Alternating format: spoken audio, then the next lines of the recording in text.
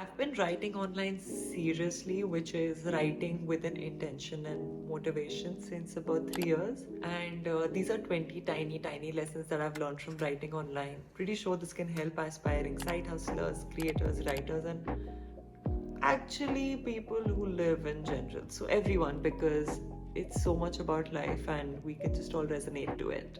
So, the first one is that it's actually after a lot of writing do people read your work. Usually, people say, oh, I've written 10 times, I've written 20 times. Why is there nobody reading my stuff? I just say that, boss, you have to like publish at least 50 times to start getting better at writing and for like a good 6 months for people to start noticing you. So, writing 10 times, 20 times, not happening. Writing online actually changes the rules of the games as to writing as a hobby. You write because you enjoy writing, but you write for the reader. As a hobby, we only talk about what we want to talk about and we just write for ourselves. But when you write online, you have to keep your reader in mind and write for them. At least when I write in a way that there's a takeaway for them to work on, and that's where they'll come back to my work. Forget what you learned in school because big sentences don't work anymore. For that matter, even amazing vocabulary, fancy words, and all these things just don't work anymore. And writing simply is the best way to go. Some people put it in a way that write in a way that you're talking to a 6-year-old, and that's what digital writing is about now. There are people who charge $5 for 1,000 words, and there are people who charge $1 per word. So there's no end to how much money you can make, and there is no, and this is, I'm only talking about freelancing, I'm not talking about the other side yet. And there is no like how little you can make and keep cribbing about how pathetic freelancing is. The best part is that it's actually in your control and you get to set the price. Write across platforms to build leverage. Start on one, but then writing across platforms.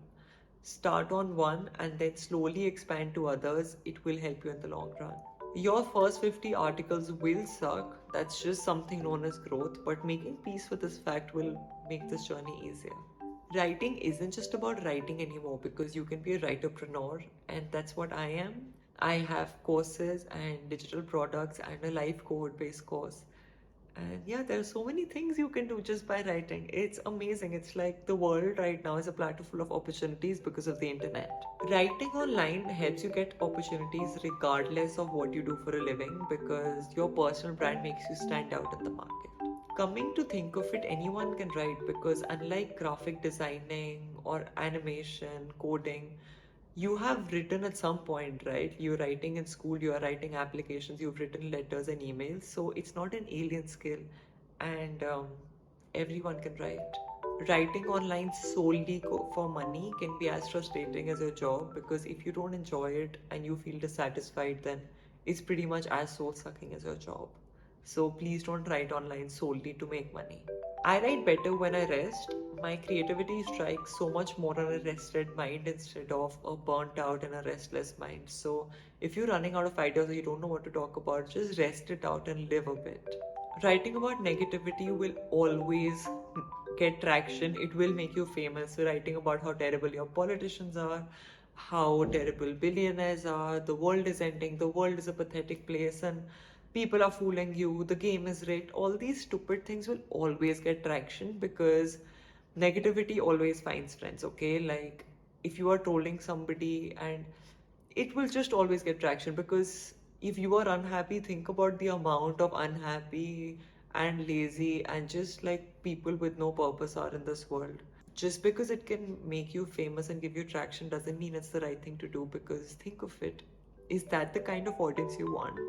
When you write with love and intention, the reader can always feel it. I just think humans have a thing of energy, and I try to do that a lot in my content because all my content pieces, at least on LinkedIn, are entirely with intention. And I just think the reader can feel your purity. That being said, you can fake it and you can fool them, but it doesn't last for so long because, again, I just think it's about the energy. When you write with love, people can feel your love. When you see people writing about how much money they've made, you can either like shit on them and troll them, call them liars, or you can actually look up to them, see what worked for them, and use that in your process. At least that's what I've done, and I'm so happy people talk about how much money they've made. even I would someday want to talk about it. I don't have the guts for it yet, but use it in your favor instead of shitting on it. So there's just so much you can learn from. And see, if you take 5 success blueprints and you put those elements in your journey, maybe it will work at least 50%, but 0 to 50 is a big deal.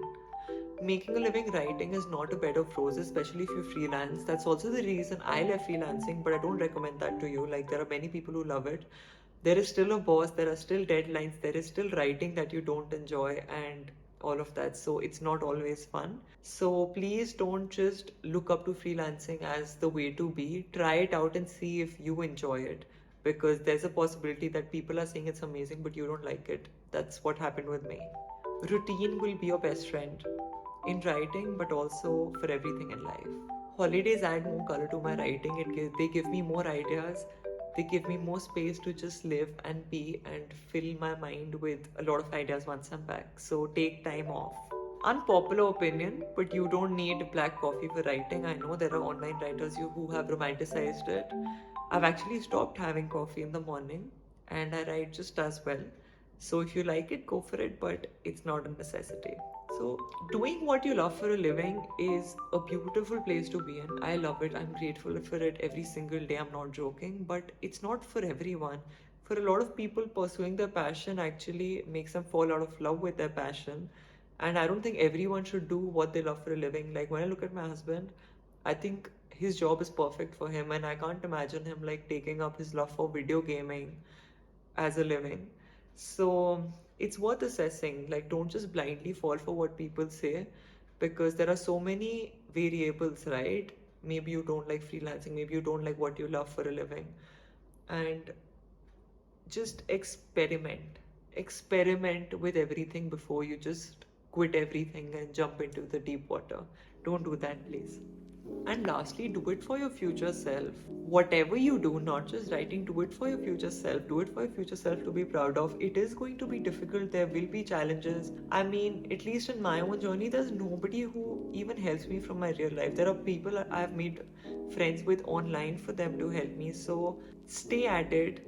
Stay at it for long enough. Please be committed to online writing for at least 12 months, and your future self will be proud of you.